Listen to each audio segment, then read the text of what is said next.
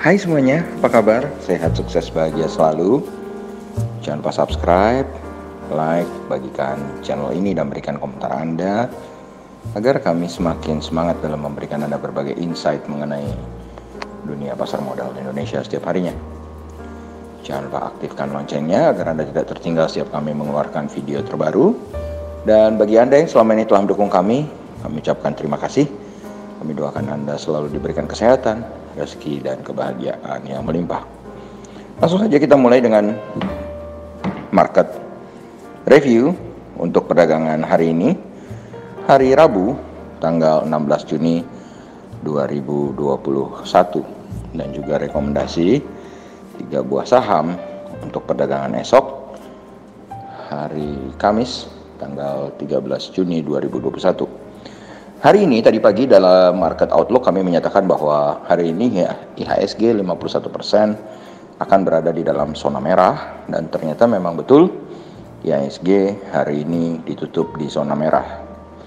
Memang kalau kita lihat IHSG sempat juga berada di dalam zona hijau. Kita lihat di pembukaan IHSG turun ke 6071,439. Kemudian sempat naik ke titik tertingginya di 6114,096. Dan akhirnya turun ke titik terendah di 6049,575 dan naik lagi ditutup di 6078,568 atau mengalami penurunan 0,17% atau 10,47 poin. Dan kalau kita lihat total transaksi yang terjadi di IHSG memang kembali meningkat cukup banyak. Kali ini meningkatnya setelah kemarin hanya 10,6 triliun, hari ini naik ke 12,414 triliun rupiah. Tercatat 180 saham menguat dan 316 saham melemah. Investor asing tampak melakukan net foreign sale sebesar 453,38 miliar rupiah. Kalau kita lihat di pasar modal kita hari ini memang IHSG tampak hanya melemah sedikit, tapi kalau kita lihat di LQ45 tampak IHSG melemah, tampak saham-saham Indonesia melemah dengan cukup dalam. Saham LQ45 melemah 10,084 poin atau 1,13% ke 885,111. Dan kalau kita lihat memang bursa saham Asia atau bursa regional Asia semuanya berada di dalam zona merah, dengan Shanghai Composite Index memimpin pelemahan dengan pelemahan lebih dari 1,07%, sedangkan disusul oleh Straits Times Index Singapura yang melemah 0,94% dan Hang Seng Index Hong Kong yang melemah 0,7%. Kalau kita lihat saat ini di XY atau dolar indeks tampak melemah 0,03%. Sedangkan market Eropa yang sudah dibuka ternyata bergerak mix, di mana FTSE 100 Index London kembali mencatatkan zona positif atau 0,15% kenaikan atau 10,99 poin ke 7183,470. Sedangkan GDXI atau Xetra DAX Frankfurt melemah 0,23% atau 36,25 poin ke 15.693,270.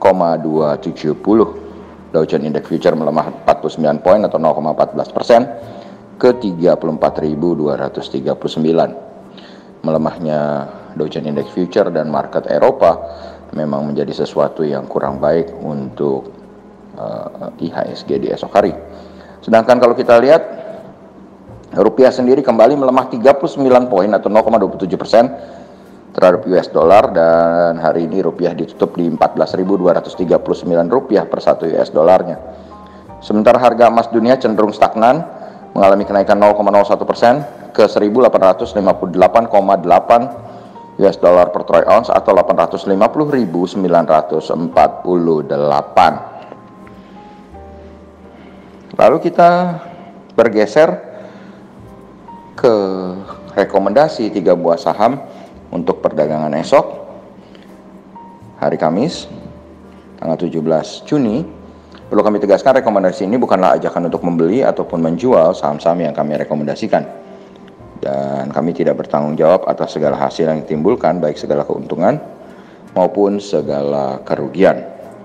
Dan langsung saja kita mulai dengan saham yang pertama, saham dari sektor finansial atau sektor perbankan, yaitu saham sejuta umat, apalagi kalau bukan saham BBRI.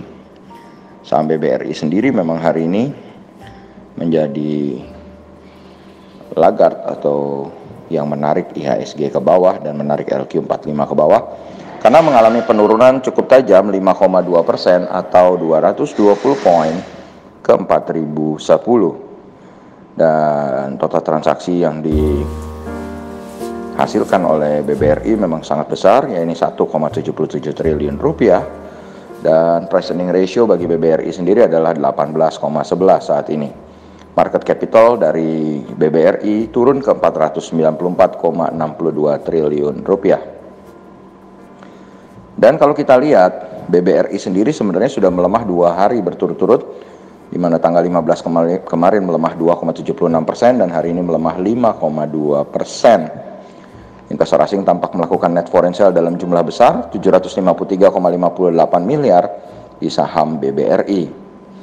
Dan kalau kita lihat harga BBRI sendiri selama 1 bulan terakhir bergerak dari 3.820 sampai dengan 4.390. Sedangkan secara year to date harga BBRI bergerak dari 3.820 sampai dengan 4.950. Jadi bisa kita kategorikan BBRI baik secara year to date maupun secara monthly atau secara bulanan masih terbilang cukup murah. Dan bagi kami BBRI memiliki support secara price action kali ini di 3.940 dengan resistennya di 4.380. Jadi trading range untuk BRI adalah 3.940 sampai dengan 4.380. Berikutnya kita punya saham perbankan yang lainnya, yaitu Bank Mandiri Persero Tbk atau BMRI. BMRI hari ini mencatatkan penurunan paling sedikit dari 4 bank yang ada, 4 bank besar, hanya turun 50 poin atau 0,79% ke 6.275. Total transaksi yang terjadi juga cukup besar, 282,28 miliar rupiah. Dan BMRI memiliki valuasi yang cukup menarik, price earning ratio-nya masih hanya 12,37, jadi dengan PER-nya yang 12,37, kita boleh bilang BMRI secara valuasi masih cukup lumayan murah untuk perbankan yang besar ya, seperti 4 bank BRI, BMRI, BNI, dan BCA. BMRI masih termasuk murah. Market capitalnya sendiri adalah 292,83 triliun rupiah. Dan kalau kita lihat harganya secara bulanan atau monthly, di mana BMRI bergerak dari 5.600 sampai 6.350, jelas harga BMRI saat ini memang sudah tidak menarik atau sudah mahal secara monthly. Tapi kalau kita lihat secara year to date, di mana harga BMRI yang terendahnya adalah 5.600 dan harga tertingginya adalah 7.450, maka harga saat ini masih cukup menarik karena sedikit di bawah area pertengahannya. Berbeda dengan BBRI yang dijual oleh investor asing, maka BMRI hari ini dibeli oleh investor asing sebesar 80,23 miliar rupiah. Dan bagi kami BMRI memiliki support di 6.000 rupiah dengan resistennya di 6.500. Jadi trading range kami untuk BMRI adalah dari 6.000 sampai dengan 6.500 rupiah. Dan terakhir kita punya perusahaan gas negara atau Pegas. Pegas kali ini ditutup melemah 25 poin atau 2,16% ke 1.135 dengan total transaksi 147,12 miliar rupiah. Price earning ratio bagi Pegas juga cukup menarik, secara valuasi sudah termasuk murah. Price earning ratio Pegas adalah 7,67 dengan market capital yang juga cukup lumayan, 27,51 triliun rupiah. Dan Pegas sendiri sudah 3 hari berturut-turut berada di dalam zona merah. Dan kalau kita lihat secara monthly, harga Pegas bergerak dari 1.055 sampai dengan 1.250. Jadi kalau secara monthly memang Pegas berada di area pertengahannya. Sedangkan secara year to date Pegas bergerak dari 1.055 sampai dengan 1.880. Jadi kalau kita bilang Pegas saat ini secara year to date sudah sangat murah. Dan kalau kita lihat investor asing juga tampak melakukan net foreign sale sebesar 31,1 miliar rupiah di saham Pegas. Dan bagi kami Pegas memiliki support di 1110 dengan resisten di 1270. Jadi trading range kami untuk Pegas adalah 1110 sampai dengan 1270. Demikianlah apa yang bisa kami sampaikan kali ini, semoga bermanfaat bagi kita semua. Tetap sehat, tetap semangat, maju terus dalam mencapai profit maksimal di pasar modal Indonesia. Dan jangan lupa untuk selalu berusaha berbahagia. Sampai jumpa.